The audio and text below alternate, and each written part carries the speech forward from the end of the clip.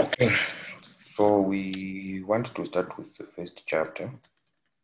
I want to start with the first chapter. Why study money, banking, and financial markets? Okay, you can see my notes, ne? Yeah, can see your notes. Okay, why study money, banking, and financial markets? Okay, so at first we want to define what a financial market is. So a financial market is a market. So we are saying that at first within an economy, we have different types of markets. We have the goods market, we have the forex market, we have the financial market. So a financial market is a market in which people trade financial securities and derivatives at low transaction costs. So if you want to purchase a financial security, maybe in a form of an equity, maybe in a form of a bond, you do not go to the goods market. You do not go to the labor market. You simply do those transactions within the financial market, okay? So financial markets such as bond and equity markets are crucial to promoting greater economic efficiency. Why? Because they facilitate the channeling of funds from people who do not have proper use to people who do. So basically the financial market stand in between those whom have surplus money balances or those who have deficit money balances. So it mainly facilitates the channeling of funds to those whom have surplus money balances to those whom have deficit money balances. Okay, so it is an intermediator between these two economic agents. Okay, it is an intermediator. I hear you using equity and stock interchangeable. Is it the same thing? No, it's not the same thing. Because your statement is written financial markets such as bond and stock markets, but you said such as bond and equity markets. No, bond and equity markets, that was an example. Oh, okay. At the first point here. Am I moving too fast? No, it's fine. It's fine. Okay, so we are saying that the financial market simply stands as an intermediator between those who have surplus funds and those whom have deficit funds. Okay. All right. The bond market. Okay, let me do this. Okay. The bond market and interest rates. A financial instrument may be evidence of ownership of part of something, as in stocks and shares. Okay, so if you are a stockholder, if you are a shareholder, it is the evidence of ownership over a part of something. Okay, if you are a shareholder, if you are a stockholder, that stands as an evidence to ownership of the firm. Okay, so you are also part of the firm if you are a shareholder or a stockholder. Okay, so bonds which are contractual, so bonds now are contractual rights to receive cash, and these are financial instruments.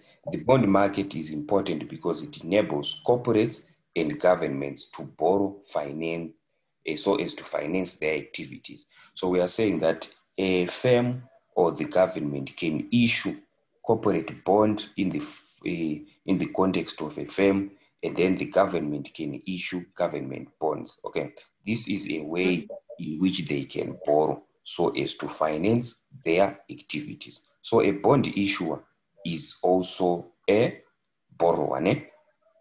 Okay. A bond issuer is a borrower. So if it is in form of government bonds, municipal bonds, if the municipality simply issues those municipal bonds, they are a borrower. So it is a form in which they can finance their activities, okay?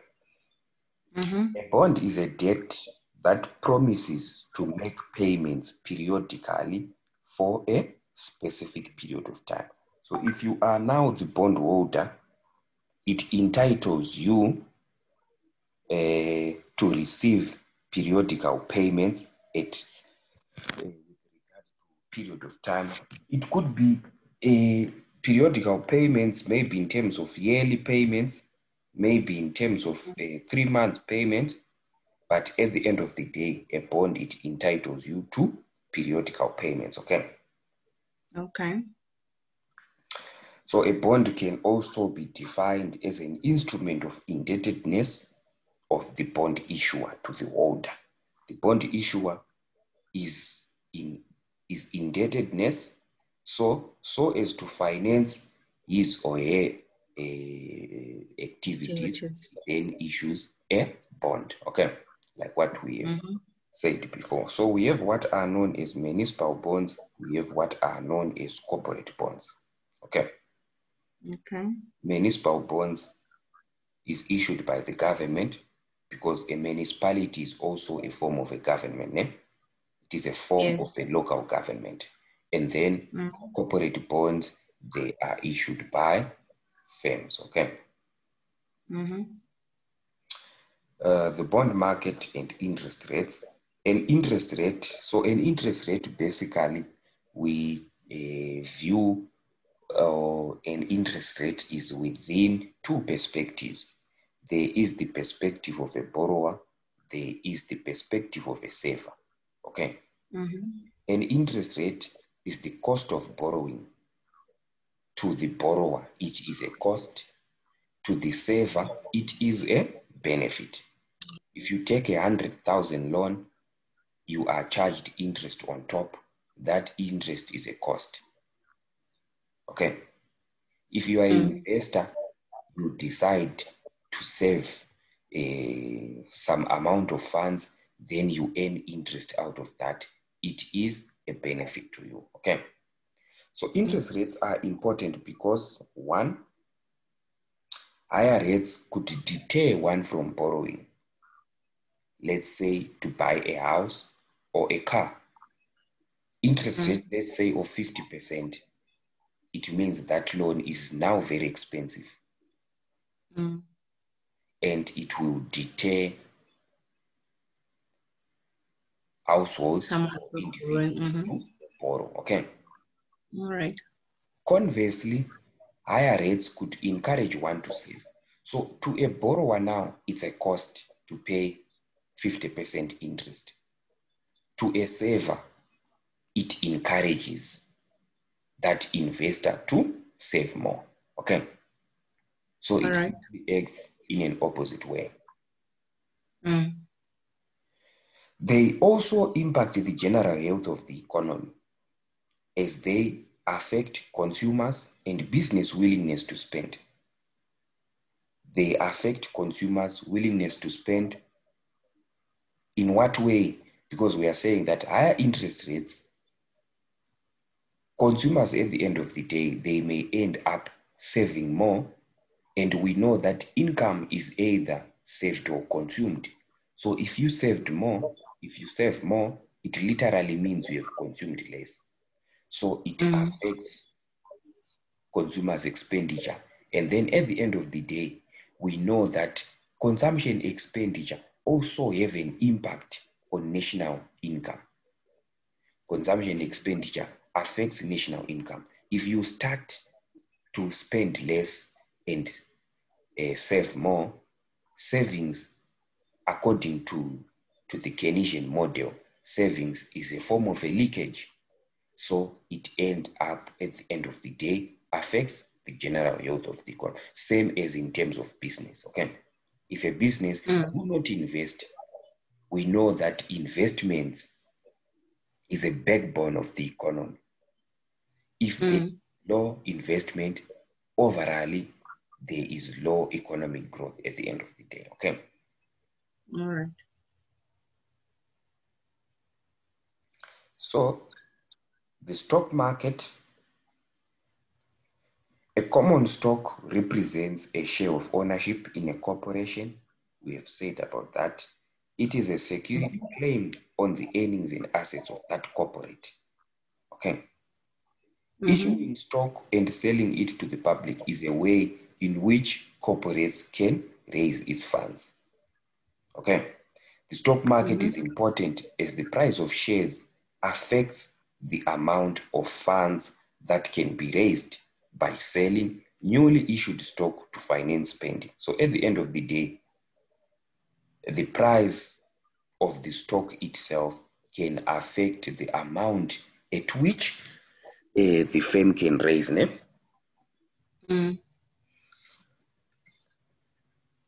Okay.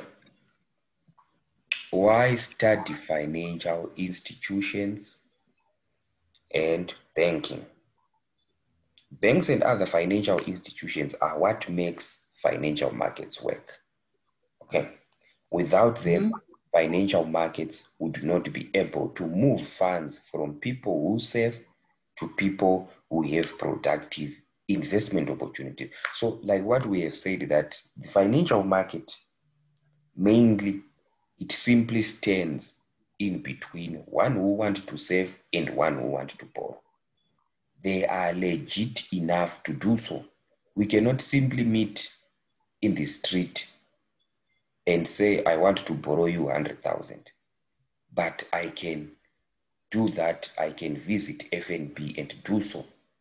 You can also visit FNB and save with them. Okay? Because they stand in between one who wants to borrow and one who wants to save. So the financial system is complex, comprising of many different types of private sector financial institutions. It comprises of banks, it comprises of insurance companies, it comprises of mutual funds, finance companies, as well as investment banks. Okay, these are all included within the financial market. Okay, all right. and all are heavily regulated by the government. On the apex of the financial market is the South African Reserve Bank. Okay. All right.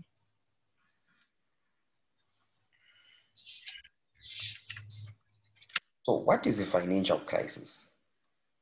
A financial crisis is a major disruption in the financial markets, and it is characterized by sharp decline in asset prices and failure of many financial and non-financial firms. There is a closure of many financial and non-financial firms. It is any of the broad variety of situations in which some financial assets suddenly lose large part of their nominal value. At the end of the day, these financial assets lose their value. The financial firms and the non-financial firms, they close at the end of the day. And that is what we are referring to as a financial crisis. Okay. Financial innovation. So financial innovation is simply the process of creating new financial or investment products, services, or processes. Okay. The process in which we now have these debit cards, tap and go, it is also an example of financial innovation. Okay. These changes include updated technology, risk management, risk transfer, credit and equity generation, as well as many other innovations. E-money, e-wallets is also a form of financial innovation. Okay.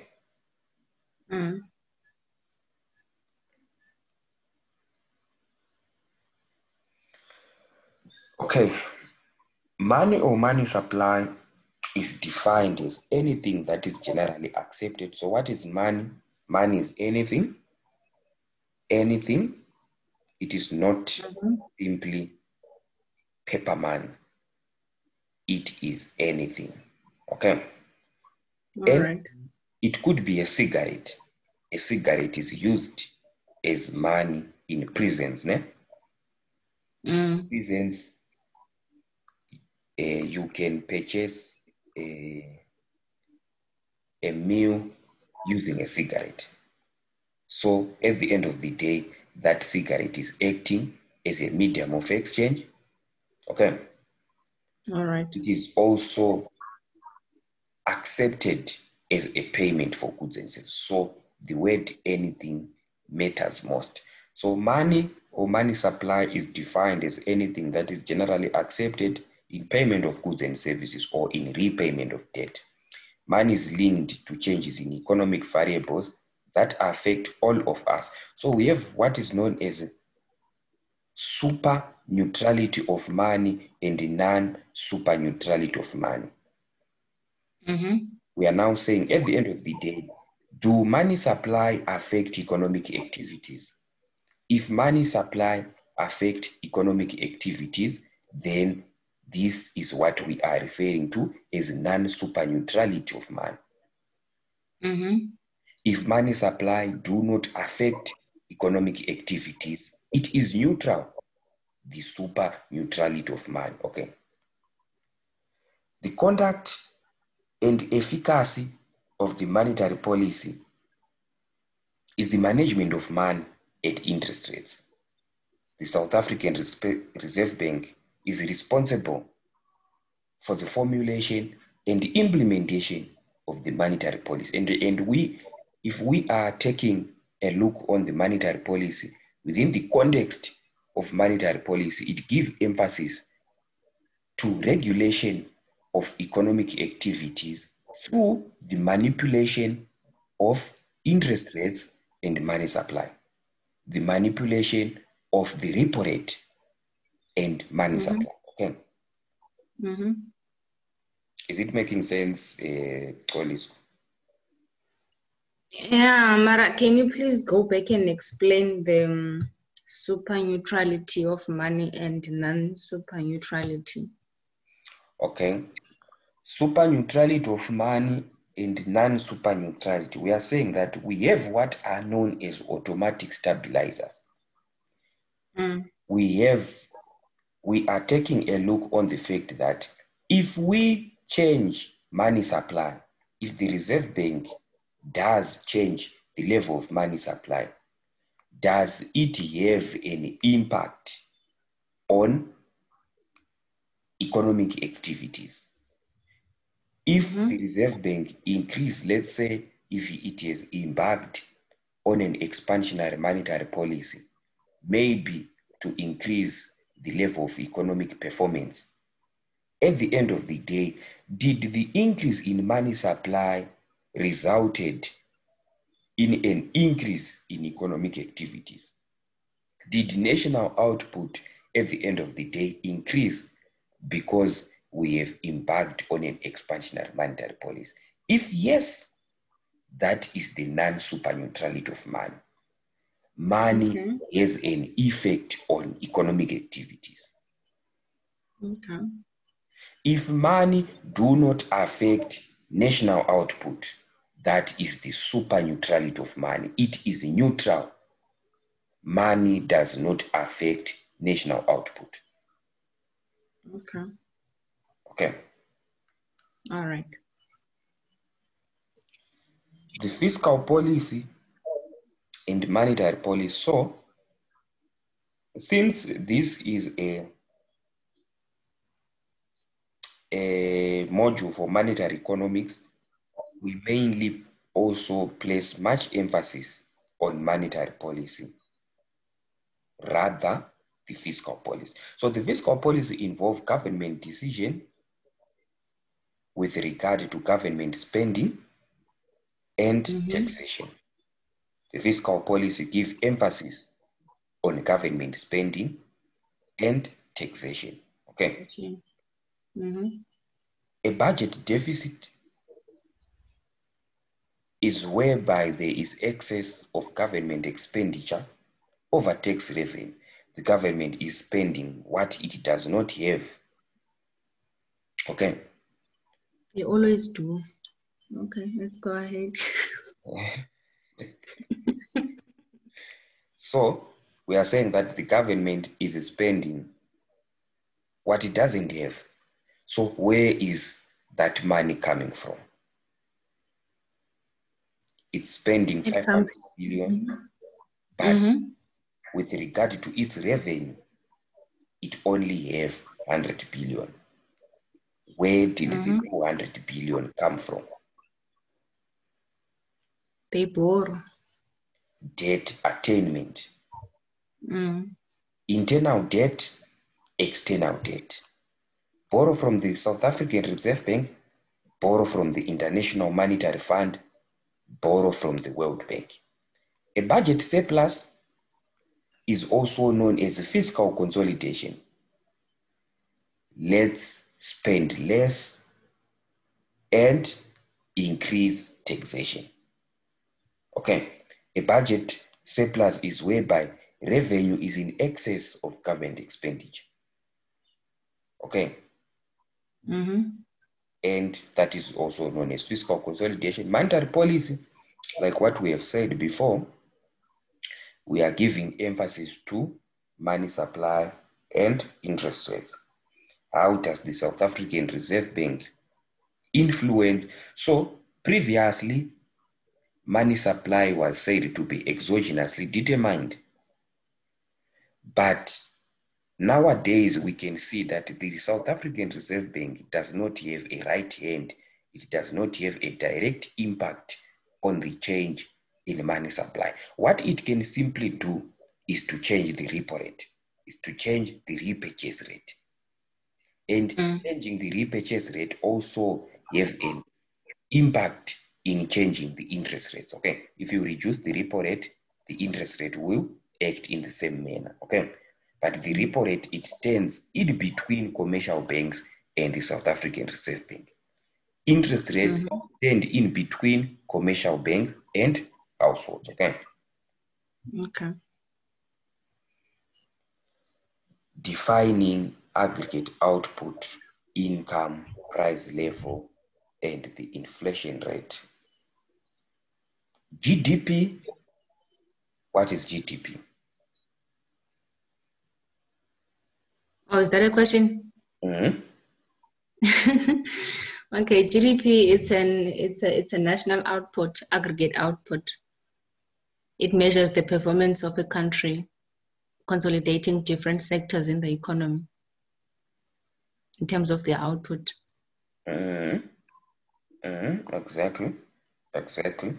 So GDP is the total value of all final goods and services produced within South Africa over a year. Okay, that is the formal definition of GDP, and it is a measure of economic performance. If there is GDP growth, the economy have performed well. Okay. Aggregate income is the total income of all factors of production. The return to land, the return to labor, the return to capital. What is the return to land? Return to land. Is it not the profit that you make in using the land? No. What is it? The return to land, rent, return to labor, wages and salaries, the return to capital, interest. Okay. So okay, you are saying a return to land is a rent. Is it not benefit that you're getting from using the land? You said profit. Profit is the return to entrepreneurship. Oh, okay. So I should have said benefit. All right. No, I understand. Okay. Okay. Real versus nominal magnitudes. So we have real GDP, we have nominal GDP. Nominal GDP is whereby, remember we said that GDP is the total value. How do we come up with a total value? Total value is simply price times quantity. When we are calculating nominal GDP, we use current prices. Let's say we are calculating nominal GDP of 2020. We say 2020 output times 2020 prices. and that will give rise to nominal GDP. If we are calculating real GDP, we use constant prices or base year prices. We say 2020 output multiplied by base year price. Let's say our base year is 2010. We'll say 2020 Q times 2010 P. Okay. So nominal GDP, it can be misleading. Why? Because if the period in between 2010 to 2020, there was inflation, it seems as if the country have performed much better, of which it might not be so. The increase in nominal GDP is being attributed from an increase in prices, okay? Prices. Okay. But if we calculate a real GDP, we are removing that inflation factor. We are eliminating that inflation factor, okay? Okay. Three measures of aggregate price level. We have the GDP deflator, the PCE deflator, and the CPI. GDP deflator is equal to nominal GDP divided by real GDP. Person's consumption expenditure is equal to nominal PCE divided by real PCE. CPI is the major tool for calculating inflation. How do we calculate inflation? We take a basket of goods, including cooking oil, flour, sugar, meal. That would be our basket. We give them weights, and then we try to analyze the changes in the price of these goods. It could be on a month-on-month basis, which is known as the month-on-month inflation. It could be on a year-on-year basis, which is known as a year-on-year inflation. Okay. Growth rates and the inflation rate, the media often talk about the economy's growth rate. What is a growth rate? The economy of South Africa have grown by 3.2%. What are they saying? How do they calculate that? Growth rate of X, so X will be our variable, it could be GDP, is simply XT minus XT minus 1. XT is current, XT minus 1 is lagged, divided by XT minus 1 lagged times 100, then it becomes a percentage. Percentage change? Yes, a growth rate. So we can say 2020 GDP minus 2019 divided by 2019 times 100. Okay. Simple, ne? Yeah, just a simple percentage change. Just a simple percentage change. But you glorified it by saying growth because it can also go down. Yes, it can also go down. It's a growth rate minus, it would be a minus 3.6 growth rate. It's a growth in terms of calculating it in percentage form, but however, it can either go up or go down, right? It can go up or go down. Okay. So any questions? No questions? No, I'm fine so far. Okay, fine so far. Yeah. Okay. Okay, so just a minute so that I can go on to the next slide. Are we done with the study unit 1? Yes.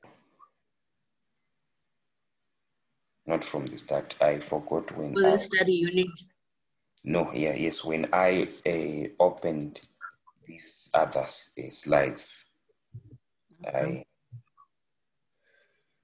I selected resume, pause, and the like. So the money market is a financial market in which only short-term debt instruments are traded. So within the money market, short-term debt instruments are traded. They mature in a short period. Capital markets is a market in which long-term debt and equity are traded, okay? They could mature in 10 years, 5 years, they are traded in the capital market, okay? Okay.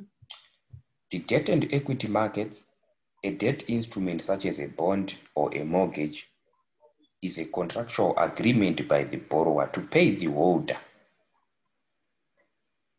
of the instrument a fixed amount over a certain period of time. Okay. A debt instrument is short term if it is less than 1 year in monthly periods. It is intermediate if it is in between, it matures between 1 to 10 years, and it is long term if it matures more than 10 years. Okay. So less than 1 year is short term, 1 to 10 years is medium term, 10 plus it's now a long term. Okay. Equities such as common stock, which are claims to share in the net income and assets of a business. Equities make payments in the terms of dividends to their holders and known as long-term securities as they have no maturity. They do not have a maturity. They do not mature. Let's say in 10 years, just like what a bond does. We have primary and secondary markets. A primary market is a financial market in which new issues of security is traded. New issues of securities are traded in the primary market. But whenever we go up to an extent of trading those new financial securities again, we are now in the secondary market, okay? Okay. We are now in the secondary market. Can I ask a question? When you are saying the primary market, let's make an example with what are treasury bills? Are they also bonds? Treasury bills, yes, they are. Yeah, we can say they are close to a bond. We can say it's the same. Okay, let's make an example with a municipal bond. Okay. A municipal bond issues, a municipality issues a bond because they need money to finance whatever activities that they are busy with. And then after they have paid off the bond, obviously there will be a contract between them and whoever has bought the bond, right? And once the period has lapsed and the money has been repaid back to the person that they have borrowed from, they get back the bond, right? Yes. What happens? They are buying back. They get back the bond. Okay. Oh, okay. So that's when now it gets available to the secondary market to be resold. To be resold whenever now. They want money again. But at first it was in the primary market, ne? Yes. At first, it was newly issued. Already after it has been issued, when it is now traded again, we are now in the secondary market. Okay, that's fine. Okay. Exchanges and over-the-counter market. Exchanges. So secondary markets are organized in two ways. We have exchanges. We have over-the-counter market. Exchanges, a place specifically designed for the meeting of buyers and sellers of security. Okay. A place whereby we simply meet so as to exchange the financial or to transact with regard to the financial securities. But when we go a step further to over-the-counter now, we no longer have a single a place or a place that we are meeting to do so. Okay, so over-the-counter market is where dealers in different locations who may have inventory of securities stand ready to buy and sell securities over the counter to anyone who is willing to accept. So there is no longer a location factor here, okay, that we have to meet at this place. We can simply transact whilst you are in Cape Town, whilst I'm in Windhoek. We can simply transact, and we are. That is with respect to over the counter. Okay, so what are the instruments that are included within the money market? We have treasury bills, we have NCDs, we have commercial paper, treasury bills, short term. Remember, we said the money market, it is a short term, it is whereby short term instruments are traded. Ne? So short term, 1, 3, 6 month debt instrument issued by the government, okay, which matures in 1 month, 3 months, 6 months, okay.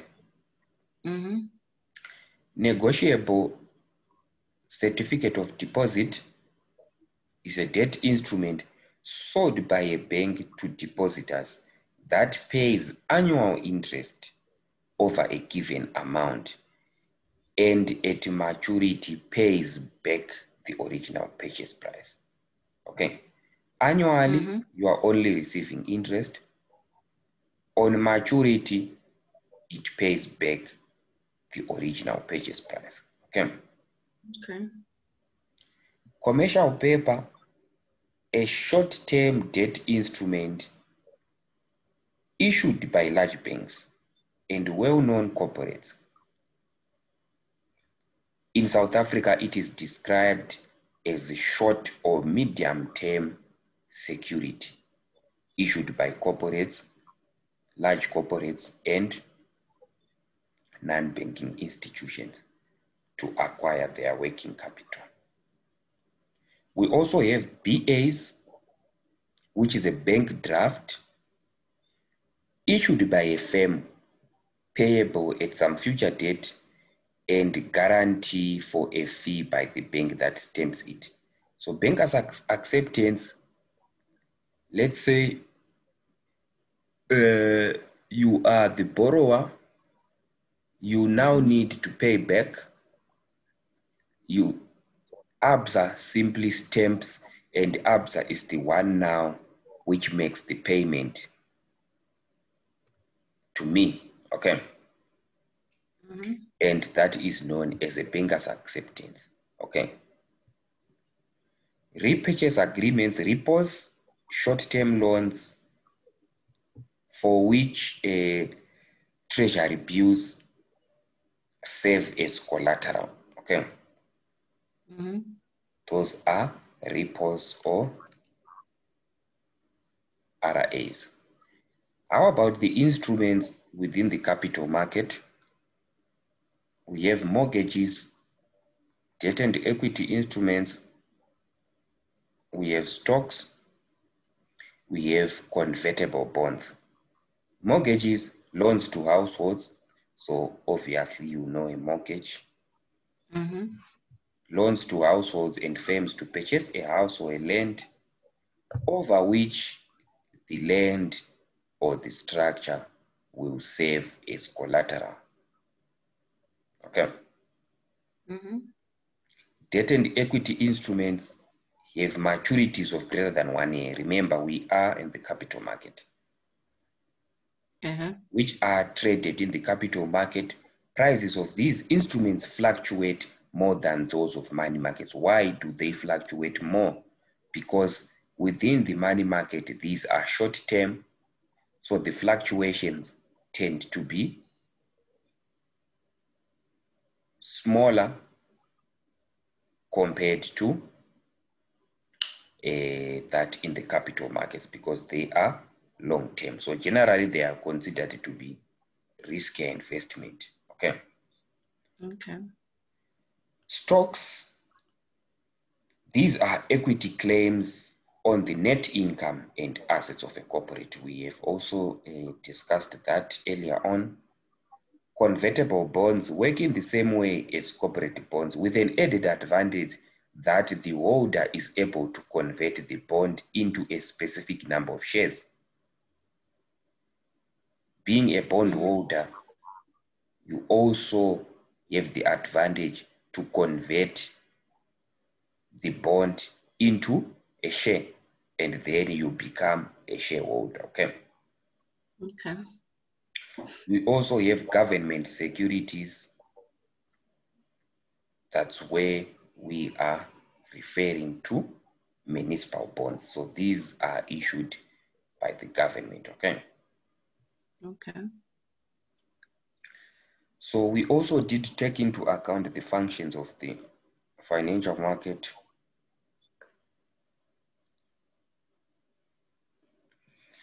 They also include the reduction of transaction costs. Financial intermediaries reduce transaction costs. Why?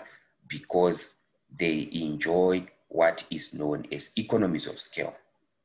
They have greater expertise and they also enjoy economies of scale. Okay. Risk sharing, which is also known as asset transformation, is through diversification. So in that manner, risk sharing is whereby the financial intermediaries facilitate in diversification, maybe through the issuance of both junk bonds, which are high risk, and also issuing of corporate bonds, which are low risk. And then at the end of the day, with diversification, we are no longer placing all eggs in one basket. Okay. It also facilitates in trying as much as possible to reduce asymmetric information, limited information. Asymmetric information leads to what is known as adverse selection and moral hazard.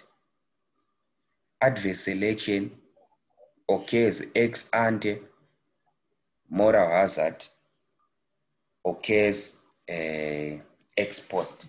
Okay, so can I have just a minute? All right, it's fine. Hello?